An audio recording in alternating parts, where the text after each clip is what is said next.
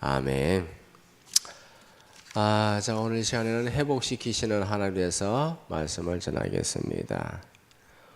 호시아 선지자가 활동하는 시기는 이스라엘이 참담하게 실패했습니다. 그들은 영적으로 간음하였습니다. 음란한 여자가 남편을 버리고 다른 남자와 음행을 저지르는 것처럼 하나님을 버리고 세상을 사랑하고 바알을 쫓아갔습니다. 바알을 섬겼습니다. 바알은 어떤 신이냐 하면 풍요와 농사의 신, 재물과 세상과 재물의 신을 대표하는 우상입니다. 그렇게 하니까 하나님께서 어떻게 하시느냐? 두 가지 심판을 내리십니다. 어떤 심판이냐? 첫째는 하나님께서 모든 길을 막아버리셨다. 호세아 2장 6절 시작. 내가 가시로 그 길을 막으며 담을 쌓아 아멘. 네, 가시로 길을 막아버리고 담을 쌓아서 그 길을 막아버렸다. 살아날 길을, 헤쳐나갈 길을 막아버렸다라는 것입니다. 다른 말로 하면 이것이 무슨 말이냐 하면 하나님께서는 자신을 떠난 자녀들이 이 땅에서 성성장구하고 잘 먹고 잘 살고 형통하게 되는 것을 주님께서는 원하지 않는다. 가만히 두고 보고 계시지 않는다. 그리고 길을 막아버린다라는 것입니다. 자녀들은 고통을 당합니다. 그러나 훗날에 그들은 깨닫고 고백합니다. 그것이 하나님의 사랑이고 하나님의 은혜구나, 하나님의 섭리구나, 하나님의 방법이구나, 내가 주님께로 이렇게 돌아왔구나 라는 것을 깨닫게 되어집니다. 자, 또 두 번째로는 모든 것을 빼앗아 버린다라고 그렇게 말씀하고 있습니다. 호세아서 2장 9절 시작.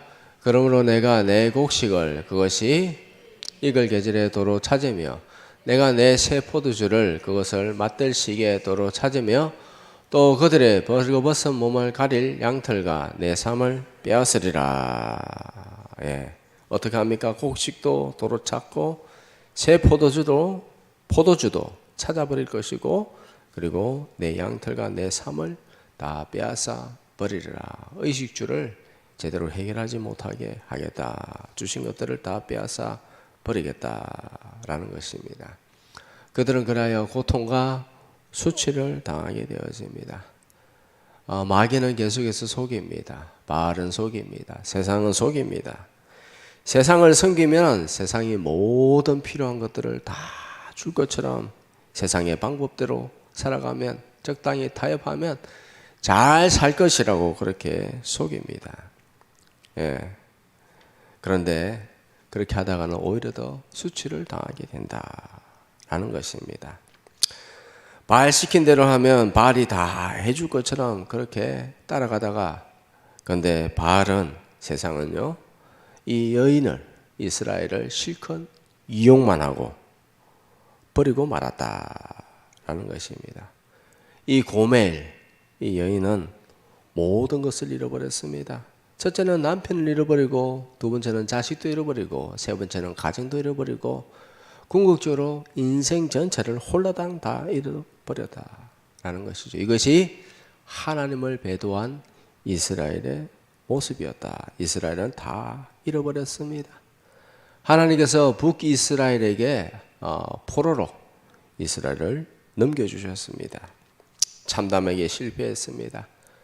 결국 하나님께 절규하고 하나님을 찾았습니다. 그렇게 하나님을 찾을 때에 하나님께서 회복시켜 주신 줄 믿으시기 바랍니다. 사람들은 자신이 고통을 당하면 자신의 고통에만 집중합니다. 하나님의 마음에는 전혀 관심이 없습니다. 자신의 고통에 대해서만 계속 아파하고 괴로워하고 때로는 하나님을 원망하고 그래 불평하지만은 하나님의 마음에는 전혀 관심이 없더라. 사람들은 다 자기 중심적으로 그렇게 살아가더라라는 것이에요. 그런데 성경은 무엇이라고 말합니까? 하나님의 마음에 집중하라. 하나님께서 모든 것을 주관하시는 주권자인데 너는 너에게 집중하지 말고 하나님께 집중하라. 하나님 마음이 얼마나 괴로운지 그것에 대해서 관심을 가지고 하나님의 마음을 알도록 노력해라 라는 것입니다. 우리는 하나님을 알기에 힘써야 될 줄 믿습니다. 오늘을 회복시키시는 하나님이라는 것에 대해서 말씀을 들으면서 하나님은 이런 분이구나. 내가 하나님 마음에 전혀 관심 없이 나에게만 그렇게 나만 집중하고 나만 생각하며 살았구나. 이것이 내 허물이요 내 죄악이구나. 그렇게 살아서는 안 되는구나. 사람은 자연스럽게 나에게 집중하게 되어 있습니다. 그러나 오늘 이 시간에 또 말씀을 들을 때 우리가 마음을 다시 한번 고쳐서 하나님께 집중하고 그리고 하나님의 마음에 집중해야 될 줄 믿습니다. 자녀들이 고통당할 때 하나님의 마음은 얼마나 아프실까? 하나님께서 그것을 허락하시는 이유는 무엇일까? 자녀들이 잘못을 하면 부모님들은 회초리로 자녀들을 때립니다. 때리고 나면 부모의 마음이 좋습니까? 예? 스트레스 확 풀립니까? 완전 미친놈이죠. 그러면 그죠? 예? 자녀를 때리면서 스트레스 확 풀리고 그렇습니까? 예? 안 그렇죠. 자녀를 때려나면 마음이 굉장히 아픕니다. 예. 이스라엘은 음란하였고 그의 부모되는 하나님 아버지는 어쩔 수 없이 이스라엘을 포로로 내어주셨습니다. 자녀들의 고통을 보면서 하나님 아버지의 마음은 참 찢어지게 많이 아픕니다. 너무 괴롭습니다. 예. 자, 에가서 3장 33절 시작. 주께서 인생으로 고생하게 하시며 건심하게 하심은 본심이 아니로다. 아멘. 하나님께서 이스라엘을 포로로 그렇게 끌려가게 하셨는데 그것이 하나님의 원래 뜻이 아니다. 왜 그렇게 합니까? 왜 이스라엘로 그렇게 고생을 그렇게 근심하게 만드십니까? 왜 그렇게 하죠? 이스라엘이 죄악 가운데서 하나님을 멀리하고 하나님을 대적하고 바알을 따라갔기 때문에 세상을 따라갔기 때문에 자기 유리한 대로 자기 육신에 좋은 대로 그렇게 살아갔기 때문에 하나님께서 포로로 내어주신 줄 믿습니다. 하나님 마음은 어떻겠어요? 하나님 마음 편안합니까? 하나님 마음은 굉장히 괴롭습니다. 너무나 아픕니다. 그런데 백성들은 하나님 마음에 관심이 있다 없다? 어때요? 관심이 있어요 없어요? 관심이 없어요. 하나님 마음은 전혀 관심 없어요. 자기가 힘들면 자기 힘든 것밖에 모르면서 그렇게 살아가더라 라는 거예요. 그들은 그렇게 말합니다. 왜 하나님이 우리를 버리셨는가? 왜 하나님이 우리를 버리셨는가? 더 나아가서 이렇게 말합니다. 하나님이 살아계시다면 우리가 왜 이런 어려움을 당해야 되는가? 하나님의 백성인 이스라엘 우리가 왜 이런 어려움을 당해야 되는가? 라고 하면서 하나님의 사랑을 의심하고 하나님의 살아계시다면 이라고 하면서 하나님의 존재마저 부인하는 그런 지경에 이르게 되어집니다. 자, 이럴 때에 주님께서 자신의 마음을 전하기 위해서 호세아 선지자를 부르십니다. 호세아 선지자는 주님의 입장을 제대로 이해해야 되는 먼저 그런 위치에 있었습니다. 제대로 이해해야 됩니다. 제대로 이해해야 하나님의 마음을 제대로 전달하는 것이죠. 제대로 이해해야 하나님의 마음을 제대로 전달할 수 있기 때문에 하나님께서 호세아를 불러서 먼저 하나님 마음을 이해하도록 하기 위해서 어떻게 하느냐? 호세아에게 너는 음란한 여자와 결혼하라. 술집 여자와 결혼해라. 그렇게 말씀하십니다. 호세아는 도무지 이해가 되지 않습니다. 오늘날로 하면 호세아는 목사입니다. 그런데 술집 여자하고 결혼해라. 그렇게 말합니다. 음란한 여자와 결혼해라. 모양이 아주 좋지 않습니다. 사람들이 이해를 하지 못합니다. 호세아도 이해하지 못합니다. 도무지 왜 이러느냐? 하나님께서 나를 부르셨으면 거룩한 삶을 살으려고 그렇게 말씀하시지 왜 엄란한 여자하고 결혼해서 이상한 가정을 만들려고 하시냐? 도무지 이해가 되지 않습니다. 그렇지만 하나님께서 말씀하신 대로 호세아는 순종하였고 이 엄란한 고멜과 결혼하였습니다. 처음 몇 년 동안은 3명의 자녀를 낳고 잘 살았습니다. 그런데 이 여자가 과거의 자기 행실을 버리지 못합니다. 가만히 있지 못해요. 외도를 저지르고 가정을 버리고 이 다른 남자를 쫓아 야반 도주하는 아주 못된 짓을 합니다. 이 남자는 처음엔 잘해줍니다. 모든 것들을 다 해줄 것처럼 그렇게 고매를 꼬드기고 그렇게 하더니만 몇 년 뒤에는 이 여자를 오히려 더 술집에 팔아버리는 그런 일이 있었다. 그때 주님께서 호세아를 또 부릅니다. 호세아야, 가서 너의 아내 고멜, 엄란한 여자 고멜을 다시 사오라. 그리고 다시 결혼해라. 참. 호세아서 3장 2절 시작. 내가 은 15개와 보리 한 호멜 반으로 나를 위하여 그를 사고 그를 사라는 겁니다. 너희 안에 있던 고멜, 엄란한 여자 고멜, 술집 여자 고멜을 돈으로 다시 사서 다시 아내로 삼아라. 호세아는 도무지 이해가 안 됩니다. 왜 이렇게 나에게 혹독한 일을 시키십니까? 이해가 안 됩니다. 그러나 나중에 결국에는 깨닫게 하여 주십니다.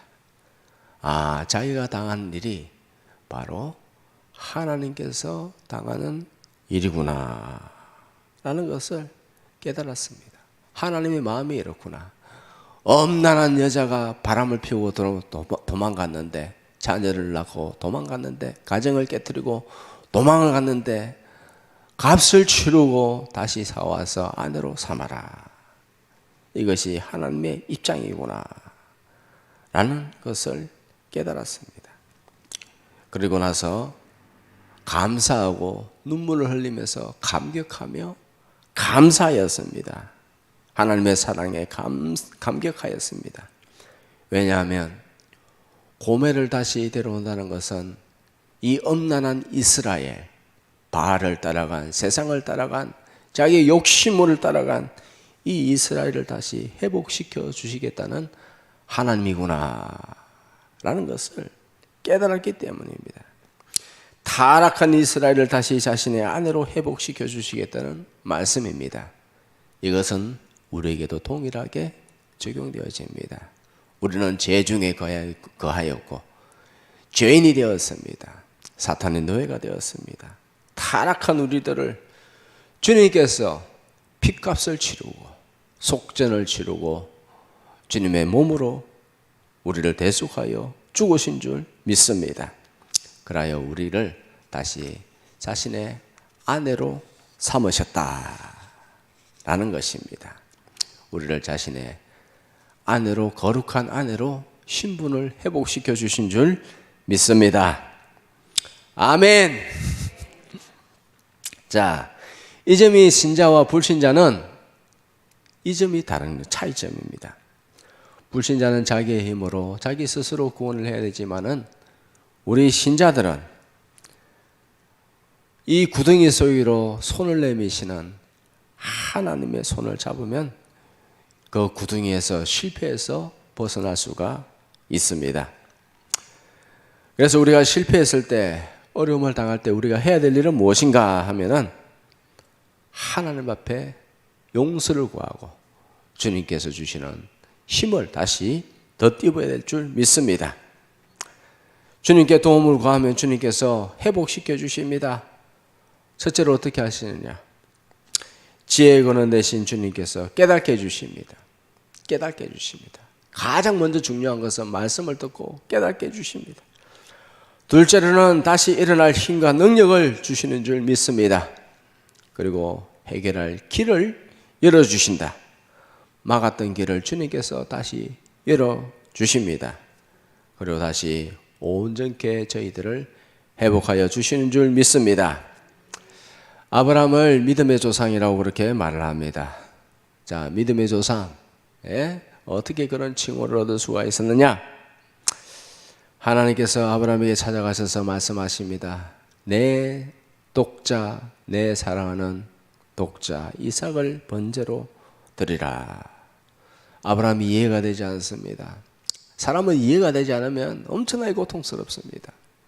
고난이라도 이해가 되면 내가 이래서 그렇구나. 이것을 이렇게 고치면 되는구나. 라고 해서 그렇게 이해가 되면은 그래도 인내할 수가 있습니다. 이해가 되지 않으면은 참 고통스럽습니다. 아브라함은 이해가 되지 않았지만은 군말하지 않고 이삭을 바쳤습니다. 자, 어떻게 이렇게 순종할 수 있냐 하면 히브리서 11장 19절에 이렇게 말합니다. 시작. 그가 하나님이 능히 이삭을 죽은 자 가운데서 다시 살리실 줄을 생각하는지라. 아멘. 주님께서 아브라함에게 약속하셨습니다. 너희 아들을 통하여서 하늘의 별과 같이 땅의 모래와 같이 너희 자손들이 번창하게 되리라 라고 그렇게 말씀하셨습니다. 약속하셨습니다. 아브라함은 그 약속을 믿었습니다. 분명히 이 이삭을 통해서 내 자손들이 하늘의 별과 같이 그렇게 번창하게 될 것이다 라고 그렇게 믿었습니다. 그런데 하나님께서 죽이라고 하시는데 그러면은 무엇이냐? 하나님의 약속과 이것이 맞지 않는데 어떻게 되는가? 일단은 하나님의 말씀에 순종해야 되겠다. 어떤 마음으로 순종했는가? 내가 이삭을 죽여도 하나님께서 죽은 자 가운데서 다시 살리실 줄을 믿습니다 라고 하면서 그런 부활의 신앙으로 다시 부활의 신앙으로 완전히 순종했다. 이해가 되지 않지만은 하나님 말씀에 적극적으로 순종했다라는 것입니다. 하나님은 믿음으로 사는 자를 그 성도를 귀하게 보시고 회복시켜 주시는 줄 믿습니다. 우리가 환난을 당하기도 합니다. 마음의 고통을 당하기도 합니다. 그러나 잊지 말아야 될 것은 우리가 믿는 하나님은 믿음의 사람을 성도를 회복시키시는 하나님이다 라는 사실을 우리는 결코 잊지 말고 회복시키시는 하나님을 더욱더 의지하기를 주님의 이름으로 축복합니다. 주님이 우리를 회복시키십니다. 어떻게? 무엇을 회복시키시느냐? 하나님께서 회복시키실 때는요, 무엇을 회복시키시느냐? 가장 먼저 회복시키시는 것이 보니까요, 오늘 말씀해 보니까는 농사를 회복시키시더라 라는 것입니다. 무엇을 회복시켜요? 농사를 회복시키신다. 21절 22절 시작. 여호와께서 이르시되 그날에 내가 응하리라. 나는 하늘에 응답하고 하늘은 땅에 응답하고 땅은 곡식과 포도주와 기름에 응답하고 또 이것들은 이스라엘에 응답하리라. 아멘. 이스라엘은 이스라엘을 의미하는 것입니다. 하나님께서 모으신다. 흩어진 가운데서도 하나님께서 모으셔서 그들에게 내가 그들의 기도에 대해서 응답하리라 라는 것입니다. 자, 하나님께서 어떻게 응답하시느냐? 땅에 하늘에 응답하고 땅은 곡식과 포도주와 기름에 응답하겠다. 그 모든 것들이 이스라엘에 다 응답하도록 하겠다 라고 주님께서 말씀하십니다.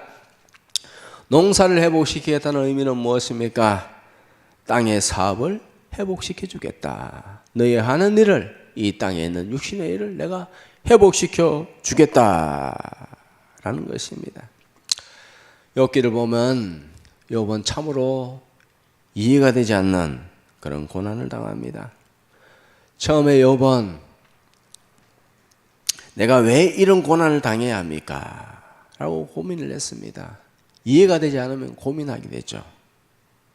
그런데 너무 이해하려고 하다 보니까는 결국에는 이해가 안 되니까는 낙심하게 되어지더라 라는 것입니다. 자, 여기서 우리가 알아야 될 것이 무엇이냐 하면 우리가 당하는 고난을 너무 이해하려고 하지 마라. 너무 이해하려고 하지 마라. 너희는 땅의 뒷거리인데 하나님의 섭리를, 하나님의 일하시는 것을 너무 너의 머리로 다 이해하려고 하지 마라. 너희는 그저 믿음으로 반응하면서 살아라. 너무 이해하려고 하면 너희들 낙심한다. 좌절한다. 그렇기 때문에 너무 이해하려고 하지 마라. 고난에는 다 하나님의 섭리가 있다. 하나님의 뜻이 있다.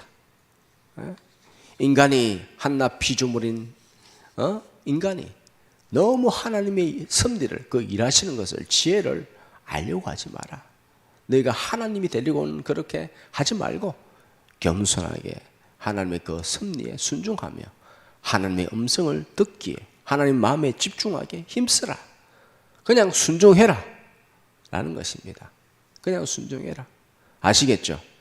너무 이해하려고 들지 마세요. 하나님 앞에 아멘 하고 순종하면, 아브라함처럼 하나님 앞에 아멘 하고 순종하면 하나님께서 다 길을 열어주실 줄 믿습니다. 농사를 회복시켜 주실 줄 믿습니다. 자신의 고통에 대해서 너무 이해하려고 들면 안 돼요. 둘째로 남의 고통도 너무 이해하려고 들면 안 됩니다. 예? 너무 이해하려고 하다 보면 어떻게 합니까? 억지로 끼워 맞춥니다. 이거는 여기, 저거는 여기 하면서 자기가 막 끼워 맞춰요. 예? 자기가 하나님이 돼가지고 남의 고통을 막 이해하려고 하다 보면 막 이것저것 끼워 맞춥니다. 그러면서 결론은 저 사람이 범죄해서 그렇다. 저 사람이 죄를 지어 그렇다. 저 사람은 죄인이야. 그래서 타인을 비난하고 정죄합니다. 욥의 친구들이 그랬잖아요. 욥의 고난을 지가 어떻게 이해해?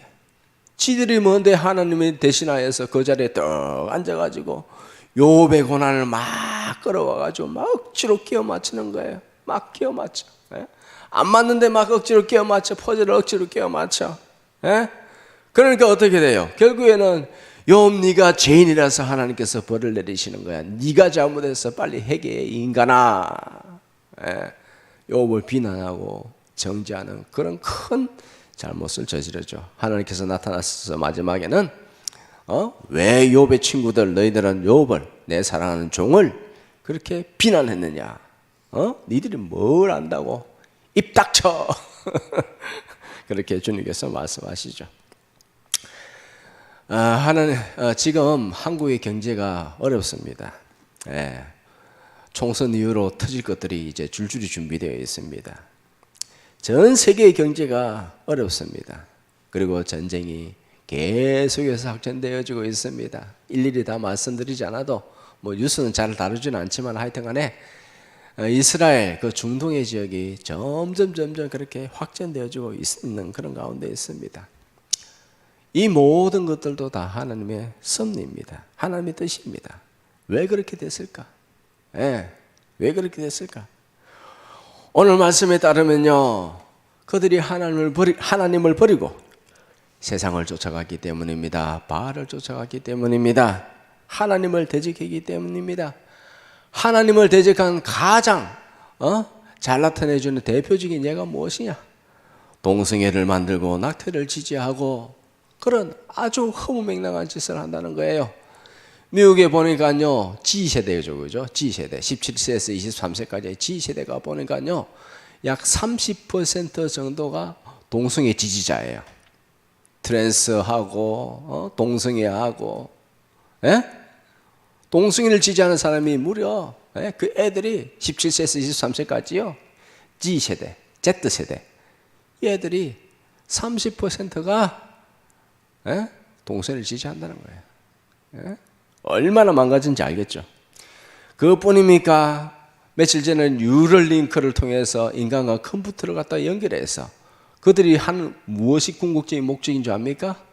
예? 인간의 힘으로 영생을 얻자라는 것입니다. 그리고 유전자 가위를 사용해서 필요한 장기는 그렇게 다시 만들고 바벨탑을, 하나님을 대적하는 바벨탑을 쌓고 있다라는 것입니다. 그러니까 하나님께서 길을 막아버리더라라는 것입니다.